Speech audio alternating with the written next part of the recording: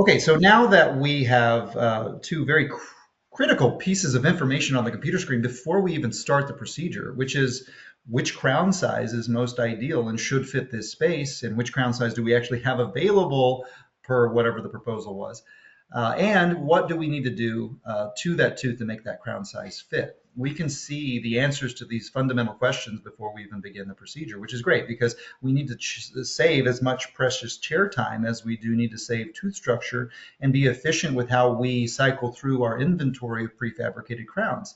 All too often, we'll try in 3, 4, 5 different crown sizes per tooth site and end up re-sterilizing 3 or 4 of those, lose a couple in the process, and there's a hidden slippage fee to the amount of crowns that you're having to recycle through your prefabricated crown inventory. So just from a cost management standpoint, trying and delivering one crown every single time you sit down to do a prefabricated procedure is a savings in and of itself. But then you throw in the clinical efficiency, the conservative tooth structure management, and then the marketability of confidently offering a white tooth solution to every pediatric patient, just the same way we do for adult dentistry.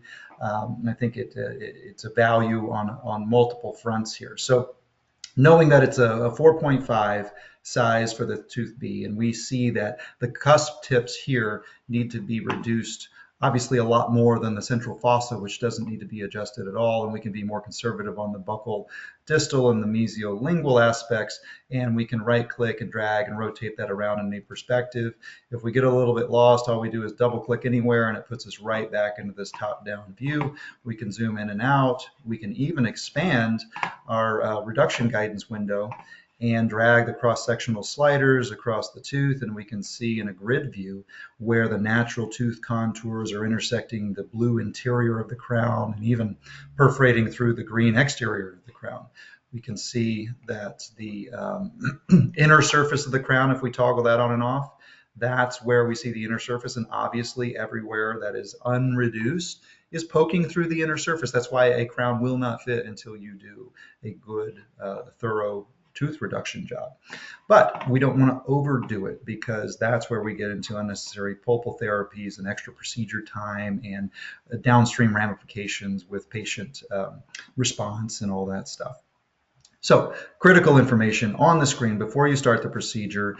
And let's imagine that I just spent the last 2 minutes preparing this tooth. And I'm going to reference this screen up in the upper right corner. And I'm just going to use this as a visual guidance. Nothing is controlling my hand. Nothing is doing anything with the handpiece that I'm not doing directly as a dentist. I'm drawing from my experience in prepping a number of crowns over my career, as well as using the cheat sheet for the exam I'm sitting through to make sure that I have kind of an understanding of what the answers are supposed to be. So I'm going to interpolate this reduction guidance by glancing at it and understanding the visual nature of it. And I'm going to do my best job to prepare this tooth. Now, after a couple of minutes, if I try my crown in and it fits, well, guess what? We're done with the procedure and we can all go home because now if we try the crown in and it fits, guess what? We're done with the procedure.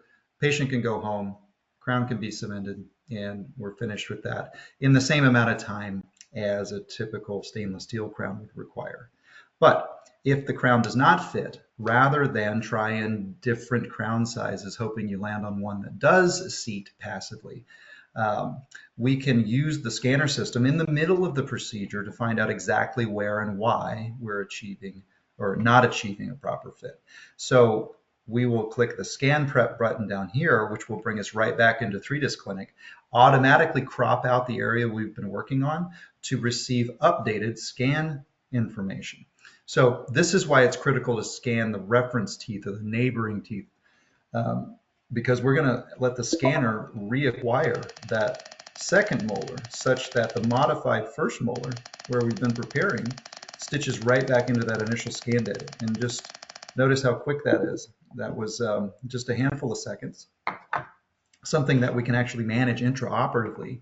And as soon as that data populates onto the screen, we can pull that right back into Alphabyte and have the objective computer algorithm analyze our preparation and make sure that we have adequate reduction, or at least an understanding of where we have inadequate reduction, and we can see where the high spots are without having to globally re-reduce this tooth everywhere, not knowing what's hanging it up. So as you saw, I already tried my crown in because after a little bit of time with the handpiece, I had successfully prepared this tooth. There's just one little spot of remaining yellow on the cusp or the marginal ridge area, and maybe a little bit of yellow down here on the axial wall and the mesial buccal. But other than that, it seems to fit just fine. If I'm worried about high centering and potentially fracturing a crown, or glancing off at the marginal area and potentially cracking a zirconia crown from the bottom up, I would refine those areas of the preparation, but I would not go in and globally re-reduce every surface, not knowing what's hanging it up, just so I can finish this procedure in a reasonable amount of time and manage my patient experience appropriately. That's where we get into complications like midstream pulpotomy requirements and patient experiences that deteriorate and compliance goes away, and all the other issues that crop up from trying to treat pediatric patients like we would treat adult patients with all the time in the world. So re-scanning your preparations can happen any number of times. You can scan this thing once. You can scan it 0 times if your crown fits, like I said. You can scan it 50 times if you want to really refine it over and over. But the idea is that this becomes a training tool that allows you to objectively see what is causing the issues that you're experiencing. Rather than just guessing your way through these procedures over and over and over, we can use the computer to help you refine your own skill set over time.